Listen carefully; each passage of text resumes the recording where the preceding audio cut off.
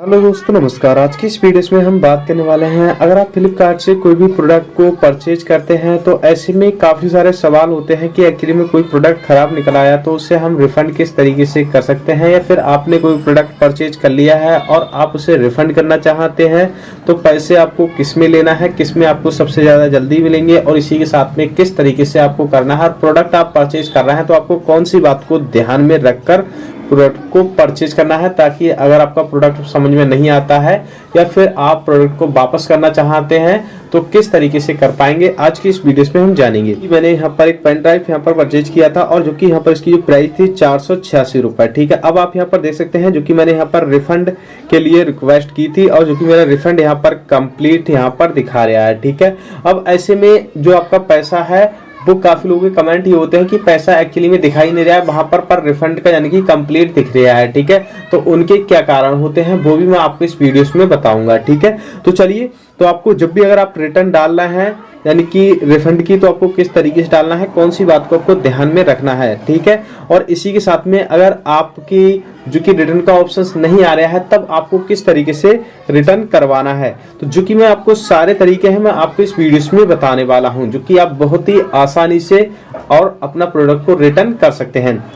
तो सबसे पहले मैं आपको बता दूं, जैसे कि आप देख पा रहे हैं यहाँ पर चूंकि कंप्लीट दिख रहा है 486 रुपए का, और यहाँ पर आप देख सकते हैं मैंने आपको स्क्रॉल्स करके यानी कि दिखा दिया है, यानी कि 7 सितंबर को मैंने यहाँ पर प्रोडक्ट को परचेज किया था, यानी कि रिटर्न की रिक्वेस्ट डाली थी। और इसी के साथ में आप यहाँ पर देख पा रहे हैं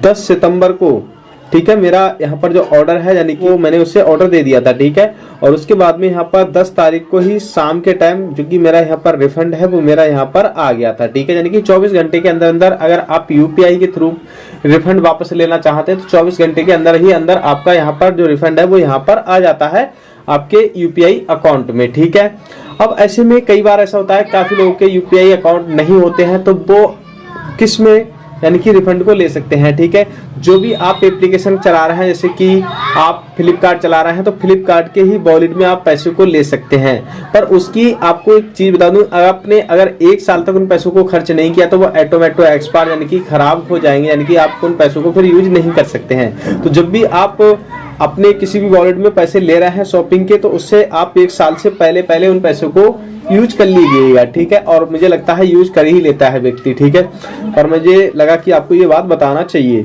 उसके बाद में आ जाता है कि एक्चुअली में बैंक अकाउंट में 7 दिन का समय होता है। अगर आपका यहाँ पर ये कंप्लीट दिखा रहा है तो आपको 7 दिन तक यहाँ पर वेट कर लेना है। ठीक है, हालांकि अगर 5 दिन तक कोई आपको वेट करना है, ठीक है, उसमें 7 दिन दिखाता जरूर है, क्योंकि 7 दिन अगर आपके कंप्लीट हो जाते हैं तो जो आपकी पेमेंट है उस कस्टमर के यानी कि पास चले जाती है जिसका आपने प्रोडक्ट को परचेज किया है, तो इसमें फ्लिपकार्ट वाले फिर बाद में कुछ नहीं कर सकते। ठीक है, तो आपको 5 दिन के ही अंदर अंदर आपको कस्टमर केयर से बात कर लेना है।